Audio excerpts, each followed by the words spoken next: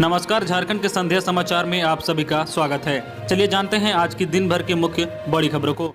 पहली बड़ी खबर की बात करें तो सीएम हेमंत सोरेन ने कहा कि लॉकडाउन से मिली सफलता और कड़े फैसले लेंगे। संभव है कि झारखंड में कम से कम एक हफ्ते के लिए और लॉकडाउन बढ़ाया जाए। ऐसे संकेत सीएम हेमंत सोरेन की ओर से मिले हैं। सीएम ने ट्वीट कर अपने संदेश में लिखा है कि आंशिक लॉकडाउन और कड़ी पाबंदियों से झारखंड में कोरोना वायरस संक्रमण को काबू करने में सफलता मिली है। जरूरत पड़ने पर और कड़े फैसले लेंगे। ऐसे में माना जा रहा है कि कुछ राहत देकर आगे भी लॉकडाउन जारी रखा जाएगा। हालांकि सीएम ने गांव में कोरोना संक्रमण फैलने और कोरोना संक्रमण की तीसरी लहर को लेकर पूरी सावधानी और सुरक्षा को पहली प्राथमिकता बताया है। झारखंड में लॉकडाउन 27 मई सुबह 6 बजे तक अभी प्रभावी है। इसके तहत घर से निकलने, सार्वजनिक परिवहन, बसें आदि बंद करने समेत कई कड़ी पाबंदियां लगाई गई है। इसी बीच मुख्यमंत्री हेमंत सोरेन ने लॉकडाउन बढ़ाने के संकेत दिए हैं। अगली बड़ी खबर की बात करें तो झारखंड में कोरोना की उल्टी गिनती शुरू। झारखंड में आज कोरोना से 37 मौतें, 1345 नए मामले। राज्य में कोरोना का संक्रमण लगातार घट रहा है। वहीं दूसरी तरफ बड़ी संख्या में मरीज स्वस्थ भी हो रहे हैं।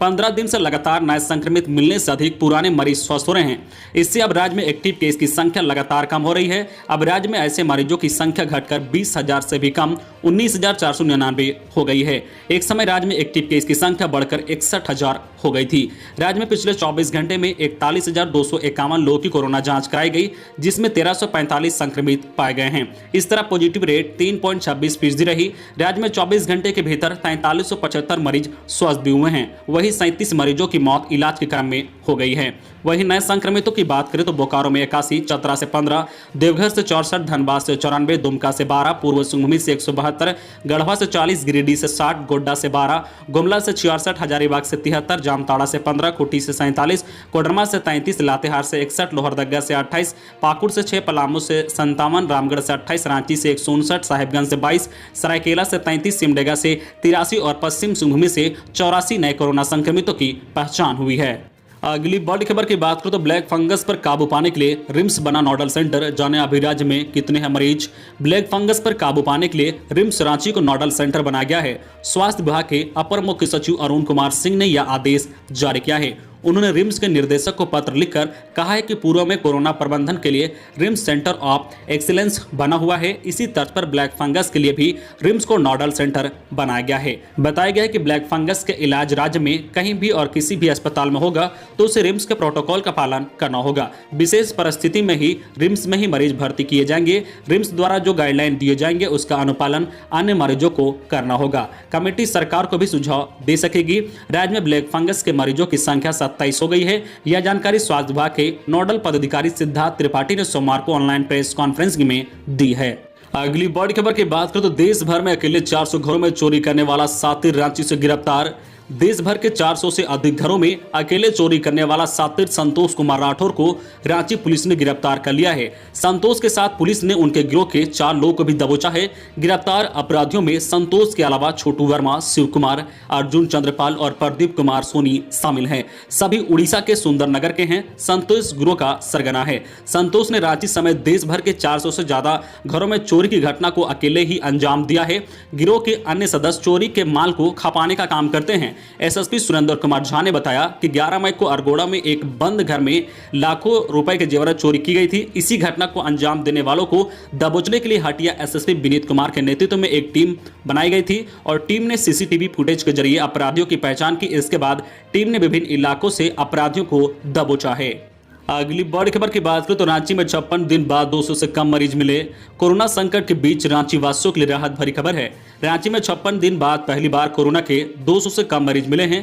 पिछले 24 घंटे में राज्य में 1345 नए संक्रमित मिले हैं। इसमें रांची में मिलने वाले संक्रमितों की संख्या मात्र 159 है। वहीं पिछले 24 घंटे में इस माह में सबसे कम 37 मरीजों की मौत हुई है। इसमें 12 रांची के हैं। अन्य जिलों में 4 से कम मरीजों की मौत हुई है। बता दें कि इससे पहले 29 मार्च को रांची में 62 मरीज मिले थे।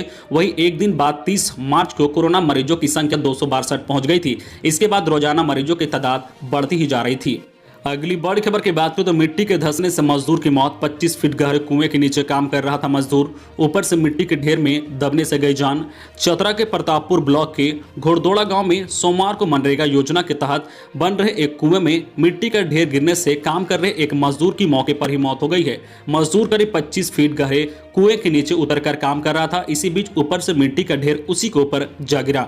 मिट्टी में दबने से मजदूर की मौके पर ही मौत हो गई है। मृतक की पहचान घोड़दौड़ा पंचायत के करिहारा गांव निवासी महेश यादव के पुत्र स्वरूप यादव 35 वर्षीय के रूप में की गई है। ग्रामीणों के अनुसार सोमवार को वह सुबह 8 बजे कुएं में काम करने आया था। इधर ग्रामीणों ने प्रतापपुर बीडीओ व पुलिस को घटना के बारे में सूचना दे दी है। अगली बड़ी खबर की बात करें तो फीस की मांग का विरोध। बंदी में भी निजी स्कूलों की ओर से शुल्क वसूली पर 26 से आंदोलन। झारखंड अभिभावक मंच की वर्चुअल बैठक अजय राय की अध्यक्षता में हुई। इसमें बंदी में भी निजी स्कूलों द्वारा अभिभावक से लगातार फीस की मांग करने का विरोध किया गया है। कहा गया कि फीस जमा नहीं करने पर बच्चों को परीक्षा का परिणाम नहीं दिया जा रहा है। ऑनलाइन क्लास में बच्चों की आंख की रोशनी और मानसिक विकार उत्पन्न हो रहा है। इसके खिलाफ आंदोलन चलाने का निर्णय लिया गया है। चरणबद्ध आंदोलन का प्ले वर्ड वर्चुअल जारी किया जाएगा। आंदोलन का प्रसारण सोशल मीडिया के माध्यम से किया जाएगा। आंदोलन की शुरुआत 26 मई राज्य स्तर पर होगी। अगली बड़ी खबर की बात करें तो किसानों के तरबूज की बिक्री के लिए रांची में खोले जाएंगे सुविधा केंद्र। 2 हरमू फल मंडी में खुले। स्वास्थ्य सुरक्षा सप्ताह की वजह से तरबूज के किसानों को इस बार अच्छा दाम नहीं मिल पा रहा है। इसे लेकर बाजार समिति आगे आई है। बाजार समिति ने राजधानी में तरबूज के किसानों के लिए कई सुविधा केंद्र खोलने का फैसला लिया है। फिलहाल हरमू फल मंडी में 2 फल दुकानों को तरबूज के किसानों के लिए सुविधा केंद्र बना दिया गया है। जल्द ही पंडरा बाजार समिति के मुख्य गेट पर एक सुविधा केंद्र खोल दिए जाएंगे। बाजार समिति के सचिव अभिषेक आनंद ने बताया है कि राजधानी के अन्य इलाकों में भी सुविधा केंद्र खोलने की बाकायदा शुरू है। इसके लिए स्थान चयन किया जा रहा है। बाजार समिति के प्रधान सचिव अभिषेक आनंद ने कृषि पशुपालन एवं सहकारिता मंत्री बादल पत्रलेखा और विभागीय सचिव अबू बकर सिद्दीक पी के निर्देश पर आलोक में किसानों को तरबूज का उचित दाम दिलाने की बाकायदा शुरू कर दी है। अगली बड़ी खबर की बात करें तो तीसरी लहर से बचाव के लिए संसाधन करे दुरुस्त। हेमंत मुख्यमंत्री हेमंत सोरेन ने कहा कि देश में अब कोरोना की तीसरी लहर संभावित है। यह ज्यादा आक्रामक नहीं हो, इसके लिए खतरे से पहले ही राज्य के स्वास्थ्य संसाधनों को दुरुस्त किया जाएगा। सरकार ने तीसरी लहर से बचाव के लिए राज्य के सभी जिला एवं प्रखंड स्तर के अस्पतालों में अलग से शिशु वार्ड तैयार करने का निर्देश दिया है। सभी अस्पतालों में चिल्ड्रेन केयर यूनिट बनाने की तैयारी भी कर दी गई है। इससे पहले तीसरी लहर की आशंका को देखते हुए मुख्यमंत्री ने वेबिनार के जरिए देश राज्य के विशेष डॉक्टरों के साथ संवाद किया। इस दौरान देश के नामी गिरामी डॉक्टरों ने महामारी से बचाव के कई सुझाव दिए हैं। अगली बड़ी खबर की बात करें तो 5 जून तक हर घर पहुंचेंगे स्वास्थ्य कर्मी। ग्रामीण स्तर पर कोविड की रोकथाम के लिए अब घर घर जाकर लक्षण वाले मरीजों की पहचान की जाएगी।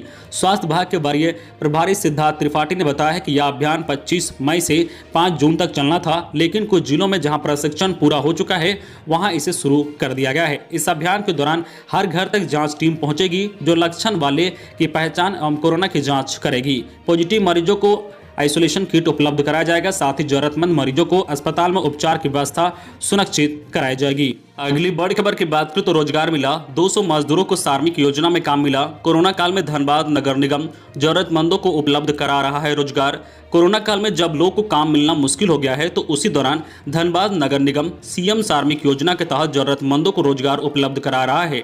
पिछले 20 दिनों में 80 महिलाओं समेत 200 लोगों को रोजगार दिया जा चुका है। उन्हें फिलहाल विभिन्न वार्डों में साफ सफाई के काम में लगाया गया है। सबको निगम की ओर से जॉब कार्ड भी दिया गया है, जिसके आधार पर सरकार की ओर से तय दर पर उन्हें मानदेय का भुगतान भी किया जा रहा है। बड़ी खबर की बात करें तो पिता ने डांटा तो घर से भागकर रांची पहुंचा किशोर। आरपीएफ ने किया बरामद। पिता की डांट के बाद घर से भागकर मुंबई जाने के क्रम में सीतामढ़ी का एक किशोर रांची रेलवे स्टेशन आ गया। वहां से वह मुंबई जाने की ट्रेन पकड़ने की फिराक में था। किशोर रविवार की रात रांची रेलवे स्टेशन के प्लेटफॉर्म नंबर 1 पर इधर उधर टहल रहा था। तभी आरपीएफ की मेरी सहेली टीम के सदस्य की नजर उस पर पड़ गई। इस पर आरपीएफ की चंद्रानी विश्वास ने मेरी सहेली टीम के सदस्य के साथ उनके पास पहुंची और किशोर को पकड़कर उनसे पूछताछ शुरू की। किशोर ने बताया कि वह सीतामढ़ी के बेलसांड गांव का रहने वाला है। पिता की डांट के बाद उसने घर छोड़ दिया है, वह घर नहीं जाएगा। उसने शिकायत की कि उनके पिता बात बात पर डांटते हैं और मारते हैं, इसलिए वह घर से भाग निकला है और मुंबई जाना चाहता है। मुंबई में वह कोई काम करेगा और अपना जीवन यापन कर लेगा। इस पर आरपीएफ कर्मियों ने उसे समझाया बुझाया।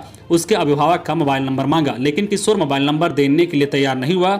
इसके बाद आरपीएफ की टीम ने किशोर को चाइल्ड लाइन के हवाले कर दिया है।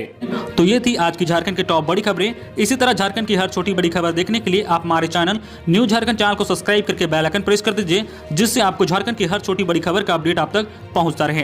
तो आज के लिए बस इतना ही, हमें दीजिए इजाजत, फिर मिलते हैं नेक्स्ट न्यूज में।